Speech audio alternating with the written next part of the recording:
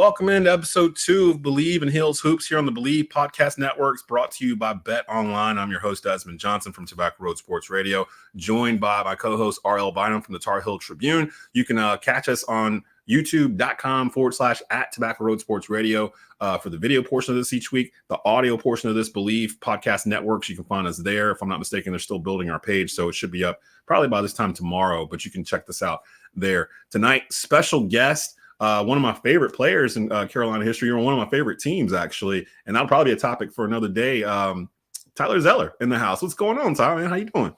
Not much. How you doing? We're good, man. Happy to have you. It's a victory Thursday. The Carolina Tar Heels defeat 7th-ranked and previously undefeated Oklahoma in the Jumpman Classic down in Charlotte last night, 81-69, I believe was the final.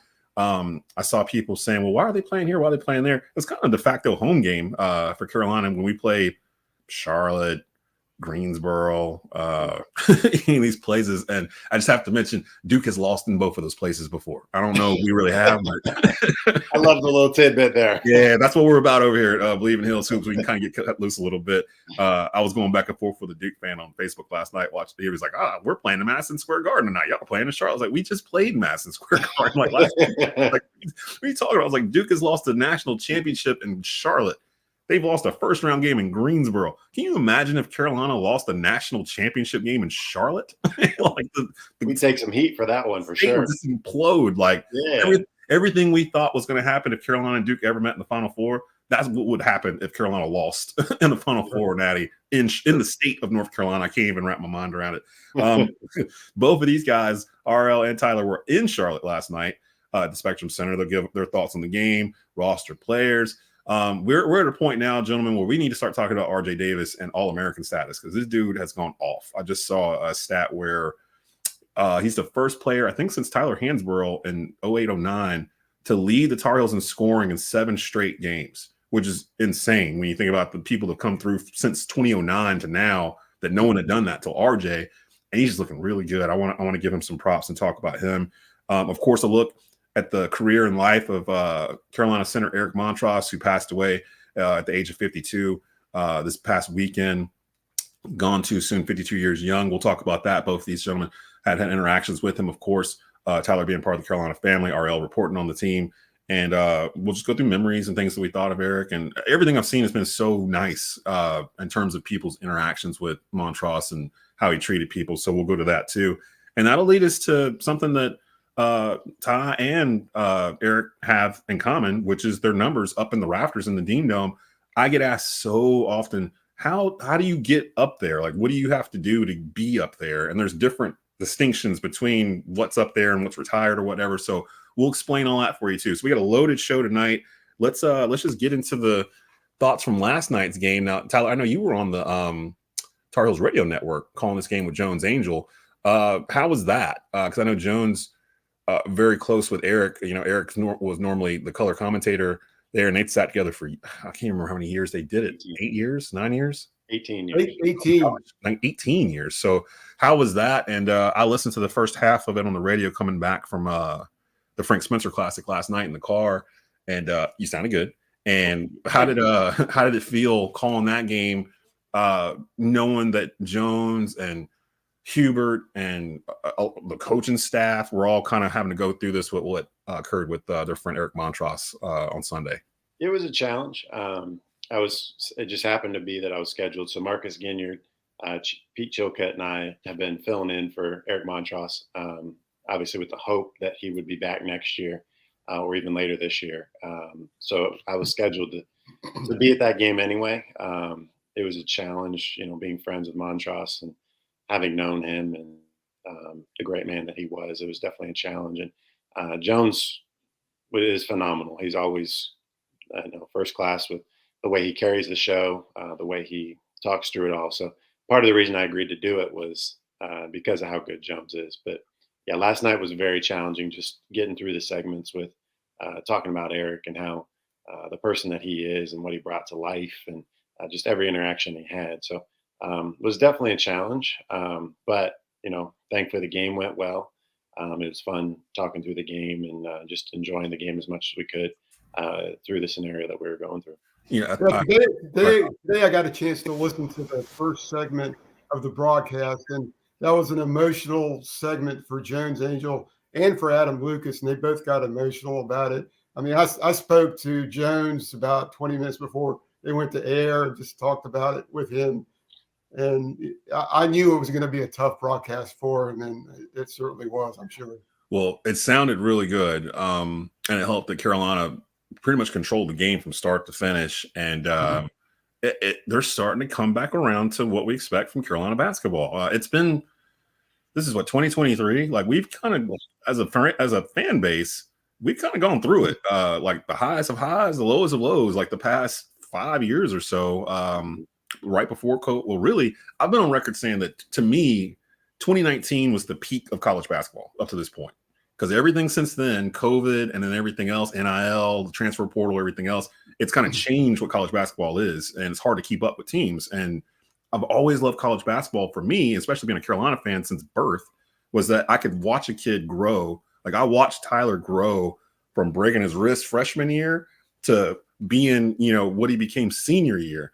And that team, that's why I was so happy when we got you on, because I'm like, that team is one of my favorite Carolina teams, the 2012 team. That's one of my favorite teams of all time.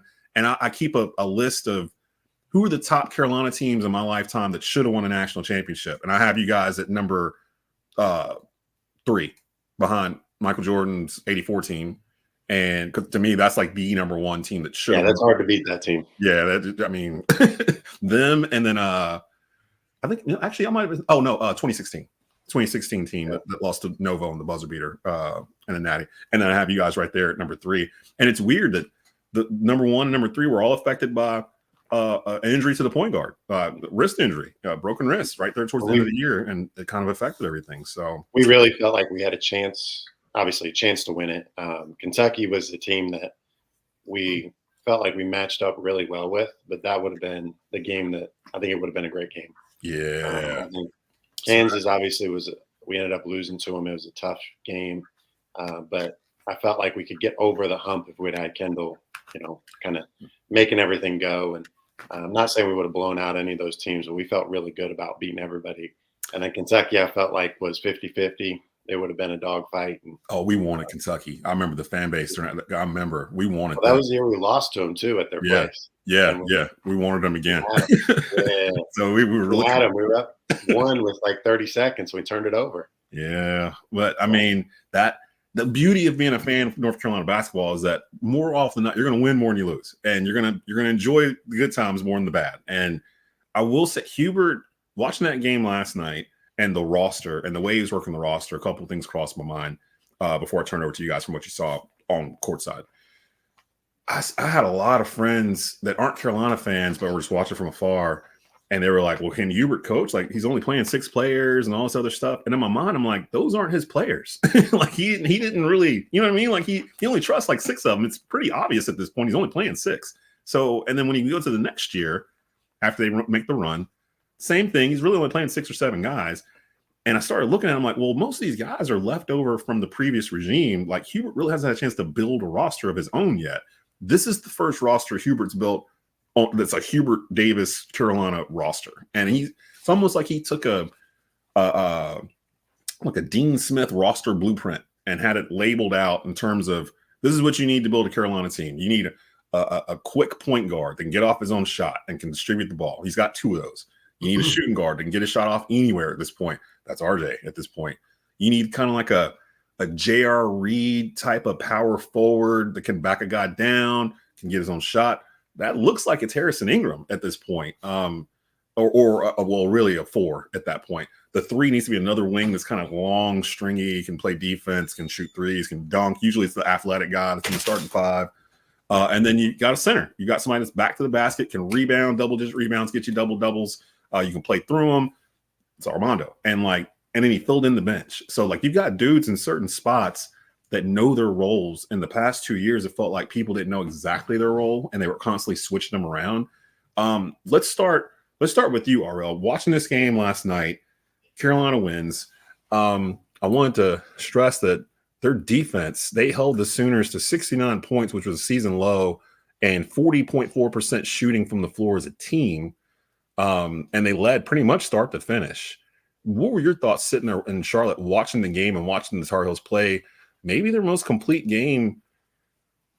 I don't even know. Like, at least this year. It's been a while though since we've seen them play like this. What were your thoughts while you're watching them play? Or am I just being super fan here? Well, I mean, that was I haven't seen energy like that all season really, and really you got to go to defense. They were getting in the passing lanes, getting deflections, and being more aggressive. Kentucky was the aggressor on Saturday, but last night it was Carolina. I mean, they did a good job of shutting down Oklahoma's motion offense, which can be pretty potent. They kept the Sooners from getting in the middle of the court and just were disruptive. And I would point off the bench, Seth Trimble and Zayden High were really good defensively. And the whole team played well defensively. And I don't think Oklahoma had seen anything like that this season. Seth Trimble's been lifting weights. Like, obviously, like, dude, it feels like every time he's driving, he's trying to dunk on somebody. Like, I've seen kids like that. I've played with kids like that where it's like, okay, something happened in the offseason where he just decided to take his aggressiveness to a different level. Next time they play, watch him. If he gets a chance coming to the lane, he's going to try to like embarrass somebody. And I'm like, how tall is Seth Trimble? Like 6'1", 6'2"? Like, what? How tall is he? Yeah, but he can fly. I don't know how tall he is, but he can fly. It's like, he had one last night where I was like, ooh, he was about to like cup it on this dude. And the dude kind of got his body in there before he could get it out. What were your thoughts calling the game, Tyler? Because deep down, you had to kind of feel like, I know from watching the team from afar the past couple of years, a lot of us Carolina fans were like, even the run the past 2 years, and when they went to the Natty and then came back in their preseason number one, most Carolina fans I came across were like, yeah, but this is still the same team we watched for like 4 months last year. It's literally the same team. So what did you feel now watching this roster and what they've done so far? Because I think they've had the toughest non-conference schedule in America up to this point. Yeah, they're definitely up there. They're definitely probably top 5 for non-conference schedules. But they looked great last night. Like R.L. said, it just the ability on defense to take them out of their pick and roll, to keep them out of the lane. Oklahoma was so good at getting into the lane, and really they struggled inside. We forced them to shoot shots. They had a couple guys who, Ole being one of them, that hit a bunch of threes. But really, other than that, we handled them very well. I think the next step for them is, about 7-8 minutes, we kept hanging in that like 8 to 10 range or 8 to 12. And we just got to put a team away rather than they got it down to, I can't remember, it was 5 or 6 with about 3 minutes left, and we were able to put them away then. But really kind of just putting the game away, putting it out of reach, putting it up about 15 to 18, going down the stretch. And but really, I mean, other than that, I have no criticism. I think they did a phenomenal job keeping them out of the paint. We can do a little better job rebounding, but part of that was our pick and roll coverages. We were trying to recover back to those bigs, which is very difficult to get those rebounds, especially when, Armando's only 6'9", and, he's not a high flyer. So yeah, it's a little different than some bigs recovering back. So, but no, it was a great game. Fun to watch. Hopefully we can continue that over into ACC play now. Are you guys worried about? I'd like to ask you. I've heard a couple of former players in podcasts kind of be critical of the switching because it's not the fighting through screens like you used to do under Roy Williams. What's your view of all the switching on defense? I think I like it. I think Armando needs to be kept out of it most of the time. There's been a few games against some of those smaller non-conference teams that switching was the right call because they didn't have a big. Their big's a 6'6" guy who wants to shoot threes anyway. So the switching makes sense then. But like last night, they got a big who just wants to get to the rim. So I don't like switching in that situation, but switching the 1 through 4 any other time, I like it.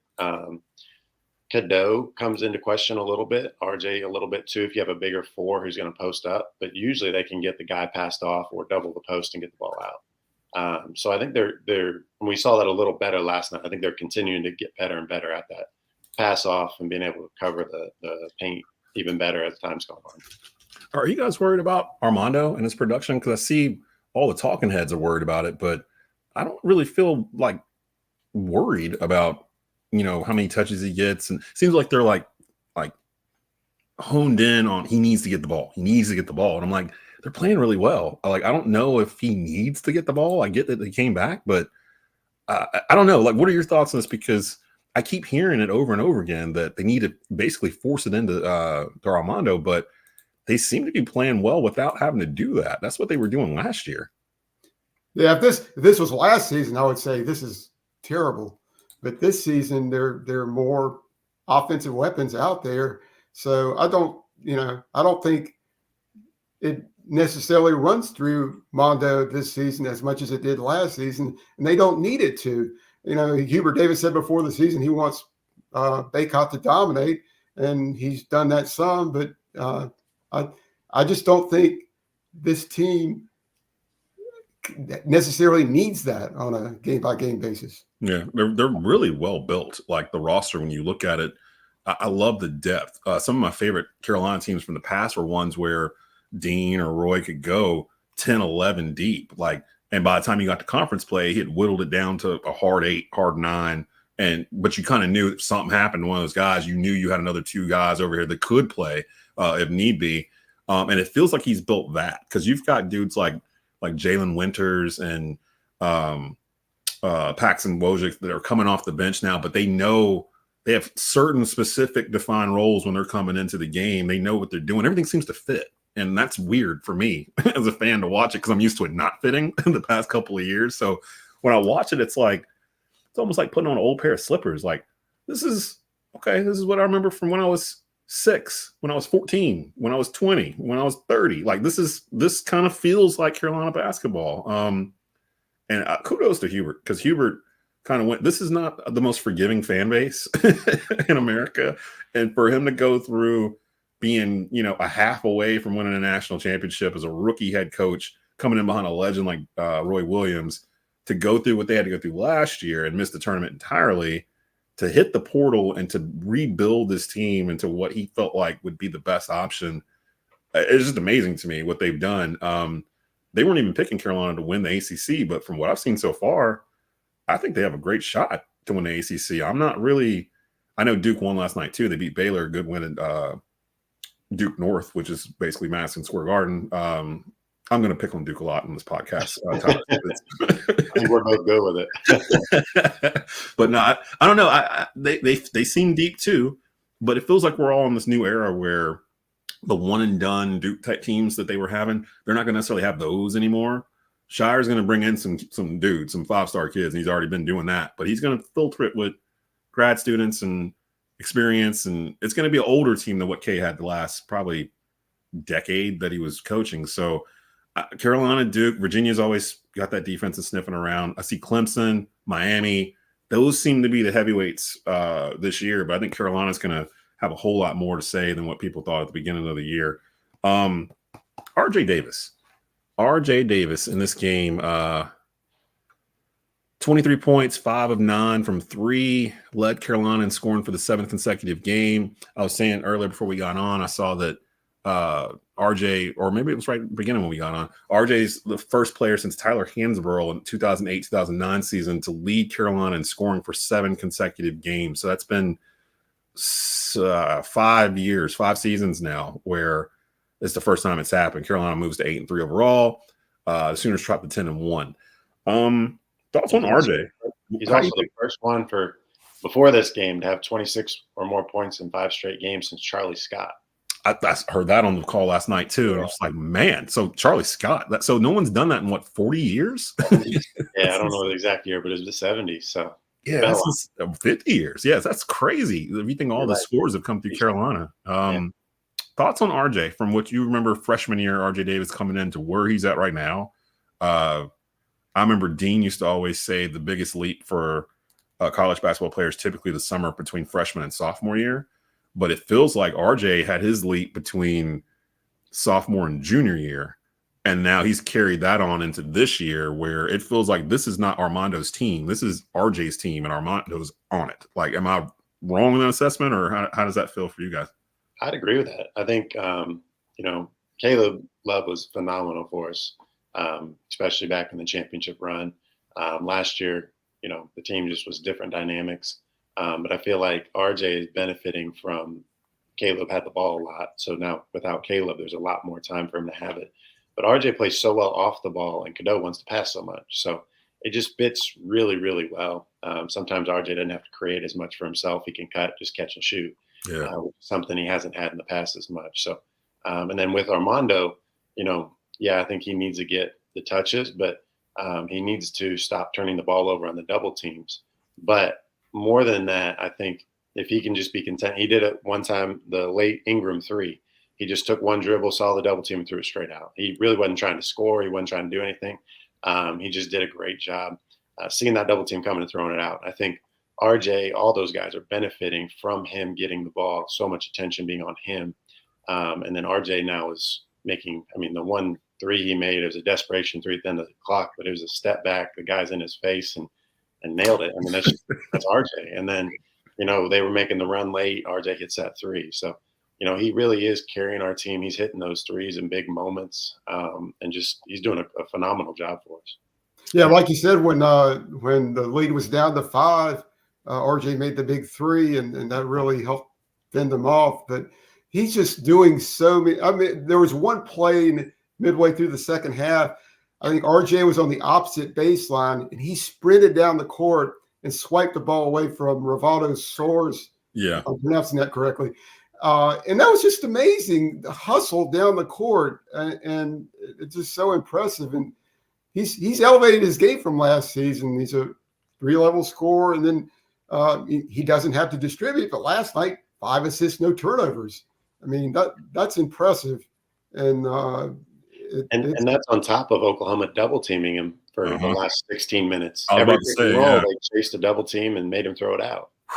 I'm trying to think of guards that are playing better than him in the country right now. Who would I pick right now? Like if I was at the park and I'm picking, all these dudes are standing out there. Like, is there another guard I'd pick before RJ Davis? And he's in contention for sure. He's got to be, right. He's got to be contention for playing really, really well. But yeah, he's right with him. He might very well be in contention for ACC Player of the Year going right now as it stands. I was thinking All-American, first team, second team, whatever, but somewhere in there, because we've all been looking at it as Armando being the one, and Armando very well might still just end up second team, third team, whatever. But RJ is like the engine right now, and he's just so confident with what he's doing. Dan O, who's watching, says RJ is an All-American. Tyler, you're one of my favorite Tar Heel legends. Merry Christmas, folks. I forgot to mention at the beginning of this, each one of these, we do them live so you guys can interact with us. If you want to ask any of us a question, if you want to give a comment, if you want to leave an opinion on what you're seeing with Tar Heel basketball, men or women's basketball, you can just do it on the Facebook watch page at Tobacco Road Sports Radio's Facebook channel. Just type it into the comment section there, or you can type it in on the YouTube feed, whether you see it on Tar Heel Tribune or you see it on Tobacco Road's channel. If it's live, you can type it in. It'll pop up in the bottom like Dan's there, and we'll try to answer them as we get to them. And regarding RJ, by the way, he didn't even make first team preseason All ACC. How silly does that look at this point? Who were the guards that made that? So we can kind of point out. I don't remember. The only ones I remember were Armando and Filipowski. Yeah.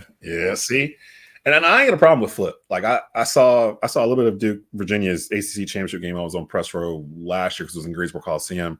So I went to the championship night and watched the first half of it. Then I realized I was like, "This is Duke and Virginia. I'm just going to leave. Like, I don't want to. I don't want to be here for this anymore."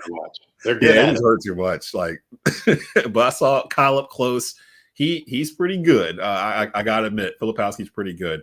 And he's a guy who, if he could get rolling, Duke could get. Obviously they've struggled a little bit this year. Baylor's their first win. Yeah. If he gets rolling, they'll start making threes, playing in all 3 different levels. He struggled a little bit, but he's still averaging, I think, 19 points or 17-9. I guess I looked it up earlier, but I think it's chemistry with them. If they can figure out their chemistry and learn how to close games like they did last night against Baylor when they went on that run, they start doing that, and then Duke's going to be Duke. They're going to be dangerous. But it's hard though when you got 10 people who want to play and just think they deserve to play. Yes, kind of what we had last year a little bit. Yeah, guys are frustrated, and you're just trying to find. Whereas this year, I feel like we got a little more role acceptance. Obviously people want to play more. Everybody wants to play the whole game, but we got a little more.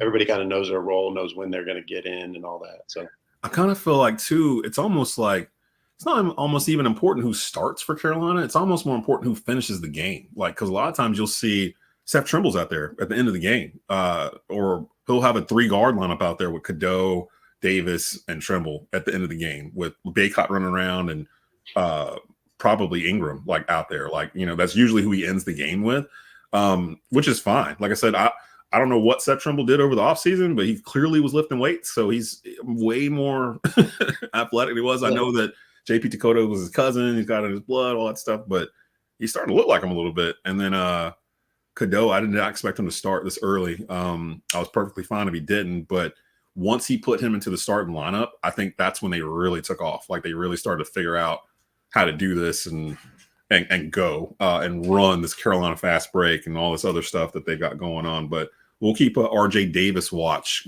going for All-American status and see if he can keep this up here.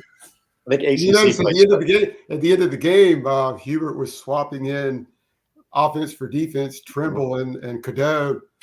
So it seemed like several times in the last 2 minutes. So to talk about who's in at the end of the game, well, he was swapping them off a lot. That's good stuff. Like, that's what you're supposed to do. Like, thank you, Hubert. Thank you. I think RJ going into ACC play will be interesting, because those first couple ACC games, obviously we got FSU, which is a kind of odd one to play early. But as those first, we got road, I think, to start. Yeah. So it's going to be a challenging start, but if RJ can continue to roll into the beginning of the ACC, I think he's got a chance. All three of those ACC games are quad 1 road games, Pittsburgh, Clemson State. So that'll be a really good test. Mm-hmm. It's gonna be interesting to watch them, especially after we come back from Christmas break. Let's get into our memories, our thoughts on the Carolina family lost a member this past weekend. Eric Montross passed away, 52 years young, passed away from cancer. For me personally, just a perfect example of Carolina basketball. Like, when you think of Carolina basketball, you probably think of a couple of names right off the top of your head. And for me, Montross is probably one of those 5 or 6 because of the era that he was the center in. They won a natty in that era. And just that time period, the early 90s when he was playing, I tell people all the time, one of my favorite teams of all time, even though I'm a Carolina fan, was the Michigan Fab Five, and what they kind of represented to me being a black male and the culture in the early 90s, and what they kind of changed the game. They were UNLV 2.0, and UNLV is one of my favorite teams of all time. And I had to go to school, and I had a lot of friends that were Duke fans, and they were ribbing me in the 93 final about who are you going to root for, because you got Michigan, who we know you love, but this is Carolina. Like, this is Dean. He's trying to get another ring. And I was like, man, I don't know. Like, I really did. I was a sophomore in high school. I was so conflicted. And when the game started, I wasn't rooting for either one. But as the game went on, I felt myself going to the Carolina side. I'm like, okay, this is home. Michigan is fun, but this is short. This is fleeting. Like, this is going to disappear in a year or two. This is where I'm going to be when I'm 40, when I'm 50, when I'm 60. It's a Carolina fan, and I want Dean to get this one. I wish it hadn't happened the way it did in the end because of my Michigan fandom of that Fat Five team, but either way, yeah. either way. And Chris Webber still probably suffers from that to this day. Like, people still think of that timeout and that with it. But with Montross, man, the first memory I think of is the bloody Montross game.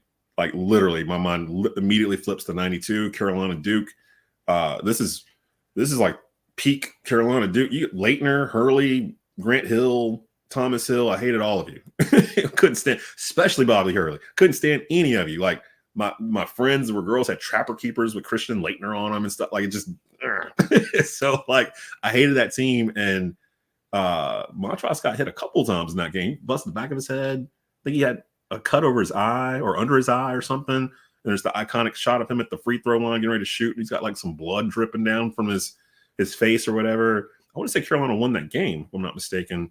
Too. It was at the Dean Dome, if I'm not mistaken. So those thoughts for me, I think more about what he meant to the Carolina program in terms of helping Dean get that second ring, being such a key part of that, and what ifs, because the next year after they won the Natty, 94, they bring in Jerry Stackhouse and Rasheed Wallace, and it's like, and Jeff McInnes, and you're just like, what should have been with bringing them in with what, I mean, pretty much the whole team was still there from 93, and they just couldn't figure it out. But That's my thoughts from him. Just a great example of Carolina basketball, a great ambassador of the game. Not just Carolina basketball, but basketball in general. Everything I've ever heard about the man, whenever he would meet somebody, stranger, friend, or whoever, so cordial and friendly and polite and knowledgeable about the game and fandom and things of that sort. So just a terrible loss for the Montross family and the Carolina family in general. But I want to give you guys some room to talk about your interactions with Eric.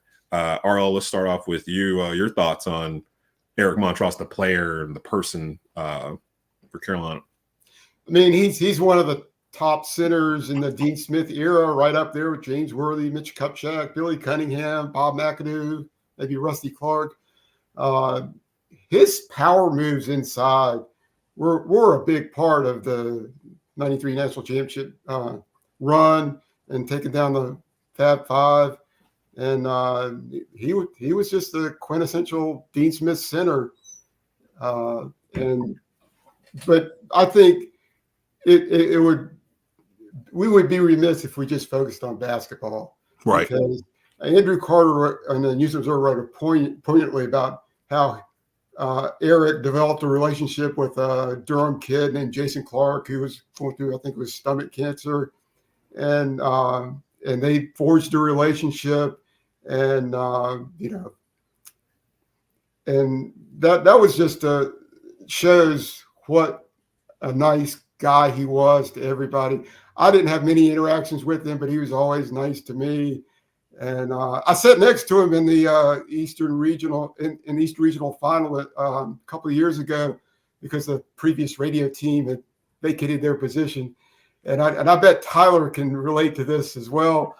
I noticed that his legs were so long that he couldn't put him under the table, which me being 5'6" seemed but to sum up, I'd say a great basketball player, but really a better person. And it's really sad that he lost his life at only 52. Tyler, your thoughts on the passing of Eric Montross, the age of 52? Yeah, I mean, Eric was a special person to me. We got to know each other in college when I was in college. When I graduated college, we went to lunch and he kind of talked to me through what was coming in the NBA and, don't let the NBA wear you out and all that stuff. And but Eric, I moved back here about 5 years ago, and Eric became a dear friend of mine. We had a lot of things in common. He's a guy that, he's a mentor, but more than that, he was just a really good friend who, anytime I needed something, wanted to talk about something, I'd call him, and, it never failed. He was positive. He was a guy who he wanted to make everybody's day better. He looked and did everything he could every day to make somebody's life better. His I can't say the word, but all the stuff he did with the Children's Hospital at UNC, the Father's Day camp he did. He absolutely loved kids, and there's so much stuff he did through the community, through Rams Club, that I don't know if we'll ever know the complete extent of everything that he did in our community, and just who he was. And to me personally, I mean, he was a guy who, just such a terrible loss. I mean, I talked to him a little over a month ago, and again, just positive, and felt really good about where he was. And, he always had a positive outlook, no matter how bad everything was going on. And it was never about him. You almost had to pull anything out of him. I'm not sure I ever had a conversation with him about basketball. Basketball was, that's real, something he did, but it was not who he was. Who he was, somebody who went around the community and tried to help people and cared for people. And yeah, he would talk about, the bloody face game and stuff like that. And he'd have fun with fans, but to those of us that knew him, he was, more of a father and a friend, and just somebody who we all looked up to. We all we all, hope we become like him as we get older. I mean, he's somebody who, is so positive and encouraging. And I've heard so many stories of, just whether it's a media room or somewhere, if you weren't there, he would notice. And even if you weren't, I talked to a guy who was a student in college and now he writes he's a journalist in Raleigh, but he's like, yeah, I wasn't there for a couple games. And, Eric I didn't think he knew who I was. And all of a sudden he's like, hey, where you been? And that's who he was. I mean, he's just a positive person who he just wanted to make our community better. And he spent every day doing that. And I mean, it's a extremely tough loss, more for our community than our program. And it's a big loss for our program. So I think that's a lot. I like what you said there about him, that basketball was something that he did, but it's not what he was. He was so much more than just the game of basketball. I think it was the perfect way to describe Eric Montross and what he meant to not just Carolina basketball or the school, but the community and as a whole. Like whoever he came across, whoever he touched, whoever heard his broadcasts, like whoever watched him play, got a chance to feel that joy and hear that from him and his voice and his actions and everything. And he's a perfect case of lead by example. Like just lead your life by example. I'm a firm believer in karma. Do right, it'll come back around to you. And it felt like he lived his life that way. So, and he never talked about anything he did. Right? Yeah. Hear about something, and he'd acknowledge that he was a part of it, but he's never one to say, oh yeah, I did this or I did that or I knew that. Like I never heard him boast about one thing in his life. It was always how you doing, it was more about you than it ever was about him. Well, we'll boast about him because before we get out of here, we wanted to talk a little bit about how you get your number up in the rafters of the Dean Dome. I've had so many people come up to me that aren't Carolina fans, like, so what exactly is the criteria to get up there? Because y'all got a lot of stuff up there. I'm like, well, we got a lot of players. There's been a lot of players that have come through here. That's why they're all up there. We don't just throw anybody up there. You got to do something. Montross actually is up there. There's 2 designations. Tyler's up there as well. Eric got put up there. He made second team All-America. I want to say 93. I think it was It might have been the championship year, 93, or 94, senior year. But he made that, and that's how he got up there. Same with Ty here. He got up there, second team All-America, ACC Player of the Year. So here's the criteria. If you're getting honored, you have to win one of or more of the following 5 awards. You have to be either a first or a second team All-America on one of the major All-American teams that qualify a player for a consensus All-American designation. You have to either be an ACC Player of the Year or the most valuable player of a national championship winning team, or an NCAA basketball tournament most outstanding player of a Final Four team, or a gold medalist in basketball at the Olympics, which is something all 3 of us didn't know until I started pulling this up here. Just some interesting stuff. Now, the difference between that and the ones that are honored, those numbers aren't retired. There's only 8 numbers that are actually retired where nobody else can play with those numbers. And to do that, you have to win one of 6 National Player of the Year awards. So basically, if you win National Player of the Year, your number's retired. If you are ACC first or second team, or no, first team All ACC, what did I just say? First or second team All America, ACC Player of the Year. So just making All ACC doesn't put you on. Although I thought I saw, no, that's right. Yeah, so just making All ACC doesn't put you up there. Otherwise, we'd probably have 400 jerseys up in the rafters if they did it that way. But some of the things I was noticing here. So okay, the last one that got put up there was Joel Berry, NCAA tournament most outstanding player for the run in 2017.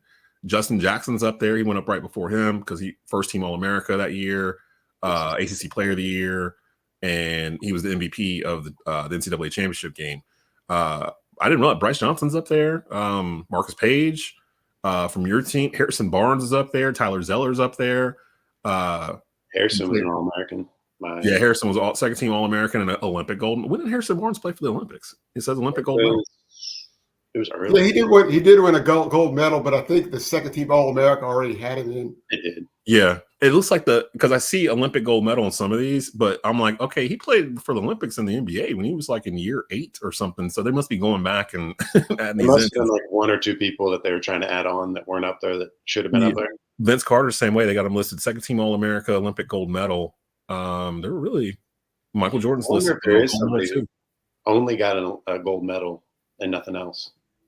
I don't see anybody like that. And that's the thing I was looking for. Is there anybody? Well, no. Charlie Scott, Olympic gold medal, first team All-America. No, there is Larry Brown. Walter Davis would be the only one. Larry Brown, Olympic gold medal. Walter Davis was on the 1976 U.S. team that won the gold medal, and Dean Smith was the head coach, and Bill Guthrie was the assistant coach, so he's the only one. I see. No, wait. Walter Davis, you're right. 73, 77, Olympic gold medal. Larry Brown is on here. He was before him, 60 to 63. He's on there because of the Olympic gold medal only. There's nothing else. Okay, it's him too then. Yeah. I don't see anybody else with that. So with just the Olympic gold medal part, but the 8 that are retired, Jack Cobb, this is 1923 to 1926 National Player of the Year. This is back when they didn't even wear numbers. It says his number was NC. So they just had the NC on the jersey, and that was it. George Glomack, I've never even heard. 1938 to 41, he was National Player of the Year. The blind bomber is who he was called. Apparently, his vision wasn't very good, but his shooting was. Wow, really? Yeah. That's insane. He's up there. Lenny Rosenbluth, up there, 54 to 57, National Player of the Year, first team All-America, AC Player of the Year. Like the dude was the dude before we had dudes. It was Lenny. Then you gotta get all the way to late 70s. Phil Ford, he's up there, National Player of the Year, first team All-America, AC Player of the Year, Olympic gold medal. He checks off all those boxes. Just didn't get a natty. James Worthy's up there, retired number 52. Of course, number 23. Michael Jordan's up there. Antoine Jameson's number 33, that's retired, National Player of the Year. And Tyler Hansborough, his number 50 is retired. He's the last National Player of the Year that Carolina has had. The last first team All-America that Carolina has had is Justin Jackson. And the last number that went up there, like I said, was Joel Berry. Tyler went up there, second team All-America and ACC Player of the Year. That was your senior year, right?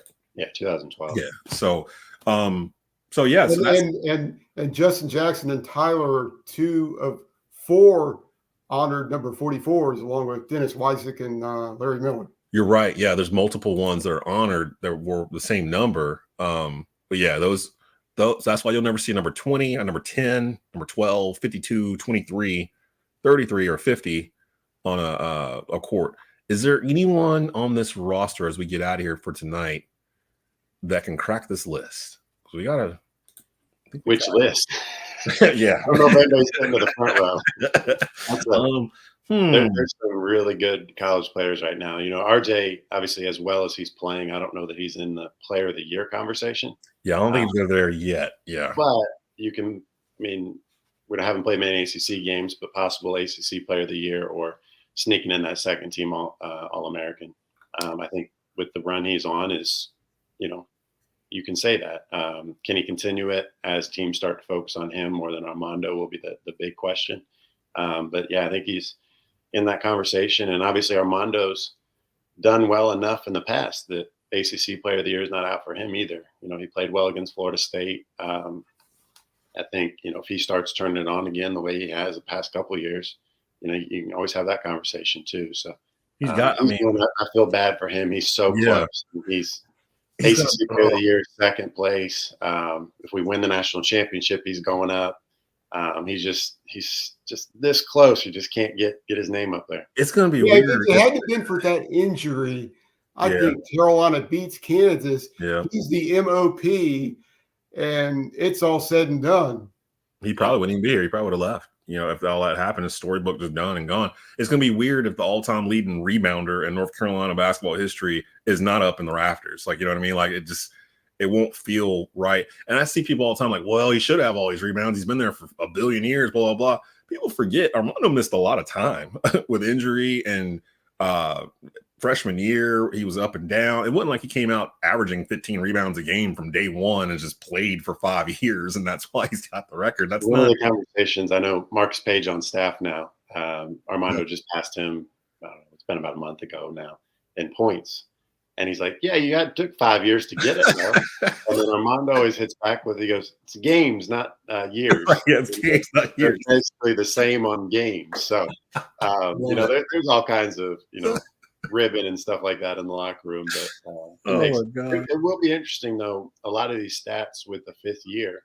How do colleges, NCAA, how do they, after these guys break all these stats in their fifth year, do you amend it to the best 4 years or a certain last 4 years? Like, it'll be interesting. Or do they just let it ride and never have a chance to break it? Like, games played. You got a whole extra year. You're never going to be able to touch that record. It's almost like in reverse, like in the NFL, the records at the beginning were 14-game seasons or whatever. So, Jim Brown had the rushing record forever.